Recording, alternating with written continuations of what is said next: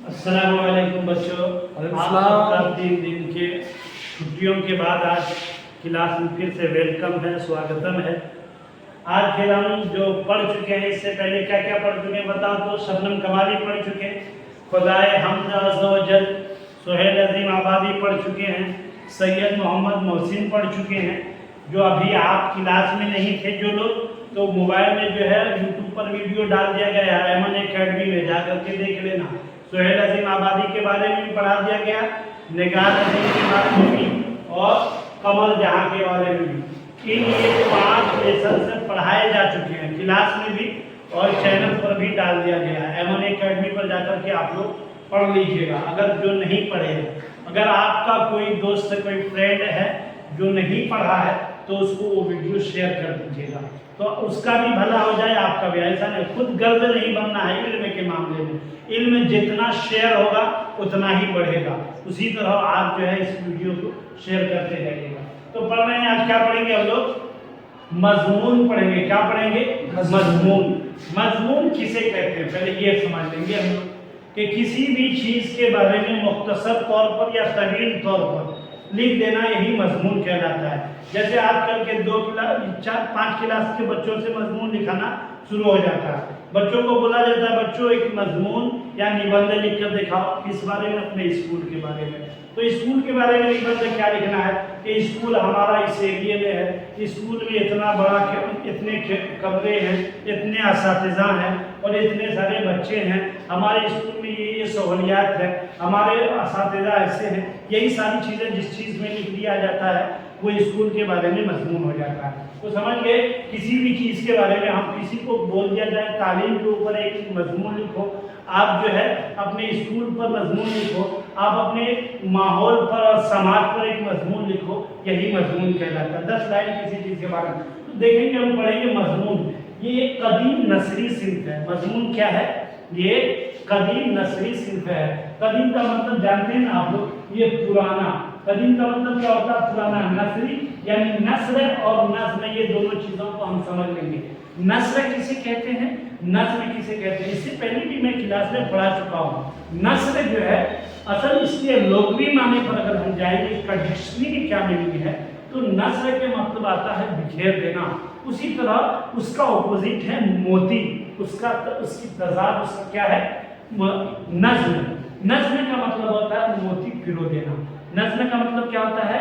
लघवी माना मोती पिरो देना, और नस्र का लघवी माना क्या है? मोती बिखर देना। तो यानी जिस चीज को, ये जो लिखा हुआ है, ये आपके सामने जो लिखा हुआ है, ये नसरी शक्ल में है। अगर हम इसको शेरी शक्ल में लिख देते तो वही नज्म के शक्ल में हो जाता। तो समझ गए ना बच्चों, नस्र किसे कहते हैं और नज्म किसे कहते हैं? ये चीजें क्लियर हो गई। तो आप देखिए, मजमून जो है ये नसरी सिंफों में से है। अगर उसी तरह अगर कोई कसीदा आ जाता, मरसिया आ जाता, हमद आ जाता, तो वो नज़्मी, वो नज्म के सिलसिले में से होता है। ये बातें क्लियर हो गई। चलिए, मजमून ये कदीम नसरी सिंफ है। मजमून मुख्तसर भी होता है और मजमून जो है तवील भी होता है। जरूरत के मेयार से हम जो है मजमून लिख लेते हैं। तो समझ गए ना बच्चों कि मजमून किसे कहते हैं? अब इसके बारे में कोई डाउट हो तो आप लोग पूछ सकते हैं। अगर किसी को फिर बाद में अगर कोई है तो आप कमेंट बॉक्स में भी जो है इसके बारे में पूछ सकते हैं। चलिए, मजमून निगारी में काफी आजादी और कुशादगी होती है। मजमून निगारी में क्या होता है? काफी आजादी होती है। ऐसा नहीं है कि हम स्कूल के बारे में लिख सकते हैं या जो है हम कॉलेज के बारे में लिख सकते हैं या एजुकेशन के बारे में। जिस चीज के बारे में भी लिखना चाहें हम मजमून लिख सकते हैं। यानी आपको आज़ादी है, कोई कैद नहीं है। आप जो है तालीम निस्वां पर लिखिए, मर्दों की तालीम पर लिखिए, आप अपने इन्वायरमेंट में लिखिए, खेत खलियान पर लिखिए, जिस पर मजमून। इसलिए कहा कि मजमून में आज़ादी होती है, कुशादगी होती है। मजमून जो है जिसको हम हिंदी में निबंध कहते हैं, उसी को उर्दू में क्या कहते हैं? मजमून कहते हैं। तो समझ गए ना बच्चों? आगे बढ़ते हैं हम। आलमी हिद्दत, आगे चलिए। ये मजमून, एक मजमून लिखा गया आपके निशाब में, ग्लोबल वार्मिंग, जिसको हम कहते हैं उर्दू में आलमी हिद्दत। क्या कहते हैं उर्दू में? आलमी हिद्दत, ग्लोबल वार्मिंग। अब पढ़ेंगे हम ग्लोबल वार्मिंग संगीन मसला है। सवाल बार बार आया, पिछले साल में या मैट्रिक के एग्जाम में ये पूछा गया। कौन सा सवाल ये पूछा गया है कि ग्लोबल वार्मिंग कैसा मसला है, तो क्या बोलेंगे हम, ग्लोबल वार्मिंग संगीन मसला है। नोट कर लेना, बार बार एग्जाम में आए तो फिर मत कहना कि सर नहीं पढ़ाए थे, पढ़ा दे रहा हूँ। ग्लोबल वार्मिंग कैसा मसला है, संगीन मसला है। वहाँ पे जो है कई ऑप्शन दिए रहेंगे कि ग्लोबल वार्मिंग सख्त मसला है, ग्लोबल वार्मिंग जो है हमारे लिए कोई माने नहीं रखता, ग्लोबल वार्मिंग हमारे लिए संगीन मसला। क्या बोलेंगे, ग्लोबल वार्मिंग संगीन मसला है। और एक सवाल ये आया था कि कार्बन डाइऑक्साइड में कितना इजाफा हुआ है, ग्लोबल वार्मिंग की वजह से कार्बन डाइऑक्साइड में कितना परसेंट इजाफा हुआ है। लिख लो 31% है, याद कर लेना, भेजे में बैठा लेना है, नहीं बैठाएंगे तो फिर काम आने वाला नहीं। कितना 31% है, वहाँ 21 दिया रहेगा, 11 दिया रहेगा, 41 दिया रहेगा, तो हमको किस पर टिक लगाना है, 31 पे बच्चों, किस पे लगाना है, 31 पे। 31% है, किसमें इजाफा हुआ, कार्बन डाइऑक्साइड में। कार्बन डाइऑक्साइड में कितना इजाफा हुआ, 31% का इजाफा हुआ है। जमीन के दर्जे हरारत में कितना इजाफा हुआ, ये सवाल आता है। जमीन के दर्जे हरारत में कितना इजाफा हुआ, 75% से इजाफा हुआ है। और कार्बन डाइऑक्साइड में कितना इजाफा हुआ, 31। ये तादाद हमको, ये नंबर याद रखने, नंबर याद नहीं रहेगा, नंबर सिर्फ याद है तो नंबर मिल जाएगा, नंबर याद नहीं है तो नंबर नहीं मिलेगा। चलिए आगे बढ़ेंगे। बाल विज्ञान कांग्रेस दीमापुर में मुनक्किद हुआ। बाल विज्ञान कांग्रेस, सवाल आया था कि बाल विज्ञान कांग्रेस, ये जो है बाल विज्ञान कांग्रेस ये कहाँ पे मुनक्किद हुआ था, तो क्या बोलेंगे हम, दीमापुर में। कहाँ हुआ था, दीमापुर, हाँ दीमापुर में। कहाँ मुनक्किद हुआ था, दीमापुर में। समझ गए ना बच्चों, ये सारा पूछ लेता है कहाँ पे मुनक्किद हुआ, क्या बोलेंगे, दीमापुर में। चलिए, क्योटो में ग्लोबल वार्मिंग कॉन्फ्रेंस 2006 में हुई थी। क्योटो में, कहाँ पे, क्योटो में कब हुई थी, 2006 में ग्लोबल वार्मिंग कॉन्फ्रेंस है। सवाल इस तरह पूछ लेगा, 2006 में ग्लोबल वार्मिंग कॉन्फ्रेंस कहाँ हुई थी, क्या बोलेंगे, क्योटो में। सर कहाँ हुई थी, क्योटो में हुई थी।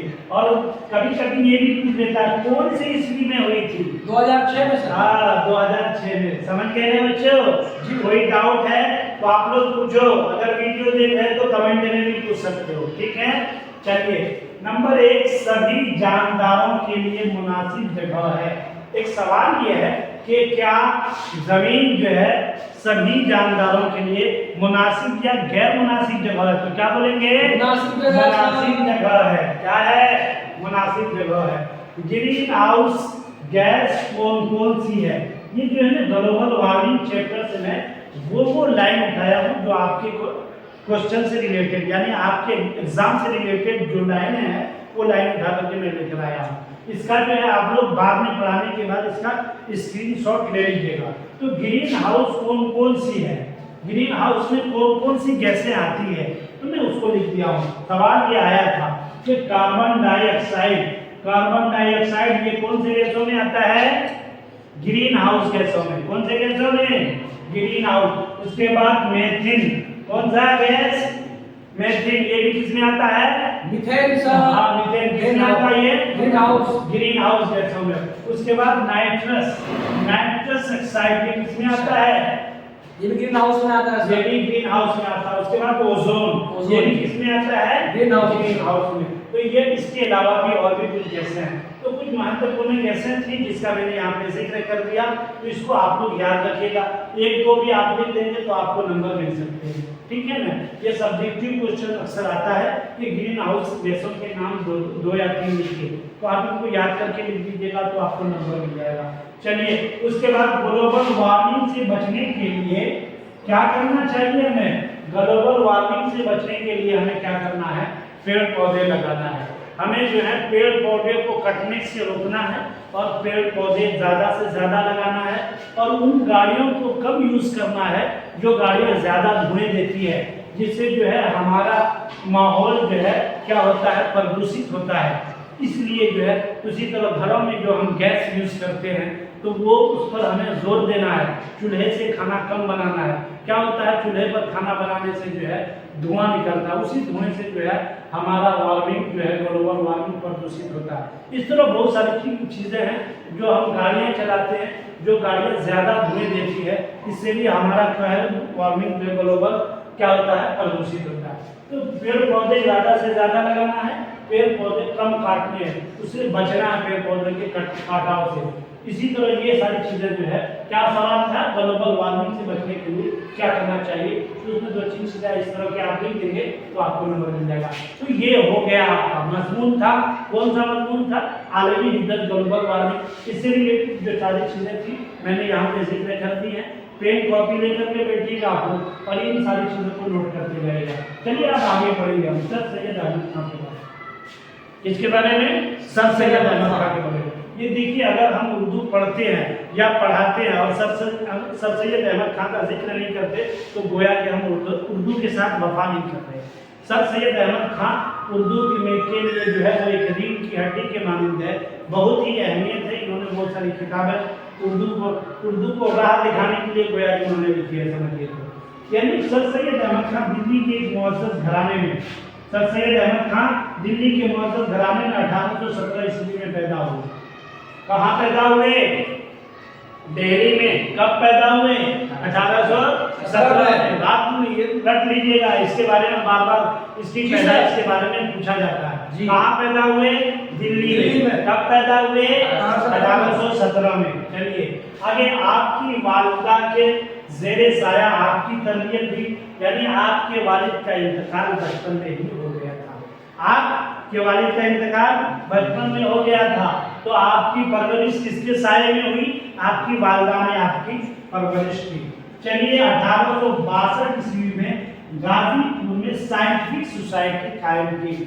सवाल ये आता है कि सर सैयद अहमद खान ने कौन सी सोसाइटी कायम की, तो क्या बोलेंगे, साइंटिफिक सोसाइटी। और कब कायम की, तो 1862 ईस्वी में। कहाँ कायम की, तो गाजीपुर में। तो कौन सी सोसाइटी कायम की, साइंटिफिक सोसाइटी। कब कायम की, 1862 ईस्वी में। और जो है कहाँ पे कायम की, तो गाजीपुर में। ये सारी चीजें हम जो है नोट कर लेंगे। देखिएगा यहाँ पे 1862 में कायम की, गाजीपुर में कायम की, साइंटिफिक सोसाइटी के नाम से। चलिए उसके बाद 1869 में इंग्लिस्तान गए।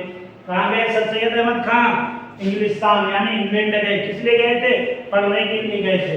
चलिए उसके बाद देखते हैं तहजीबुल अखलाक रिसाला जारी किया। तहजीबुल अखलाक ये रिसाला किसने जारी किया, तहजीबुल अखलाक, क्या बोलेंगे, सवाल आएगा। तहजीबुल अखलाक रिसाला किसने जारी किया, सर सैयद अहमद खान ने, अल्लामा इकबाल ने, मिर्जा गालिब ने या अल्ताफ हुसैन आली ने। तो हम किस पर टिक लगाएंगे, सर सैयद अहमद खान पर। तहजीबुल अखलाक रिसाला किसने जारी किया, सर सैयद अहमद खान ने। और देखिए 1878 में 1878 ईस्वी में एक स्कूल खोला। किसने, सर सैयद अहमद खान ने। सवाल आएगा सर सैयद अहमद खान ने कौन सी ईस्वी में जो है स्कूल खोला था, अब बोलेंगे 1878 ईस्वी में। और वही स्कूल मोहम्मदन हिंदू और इंटर कॉलेज बना बाद में जाकर के। क्या बन गया, कॉलेज बन गया। कौन स्कूल, वो जिसको उन्होंने 1878 में खोला था। फिर सनादी असबाब बगावत हिंद, कौन कौन किताब बोलो बच्चों, आसार सनादी असबाब बगावत। हाँ, तो आसार सनादी असबाब बगावत हिंद ये किनकी किताब है, सर सैयद अहमद खान की। खास तौर पर अहमियत रखती है, खास तौर पर ये इनकी दो किताबें बहुत ही हर एग्जाम में पूछा जाता है, इसलिए इसको याद कर लीजिएगा। 1898 ईस्वी को इंतकाल हुआ।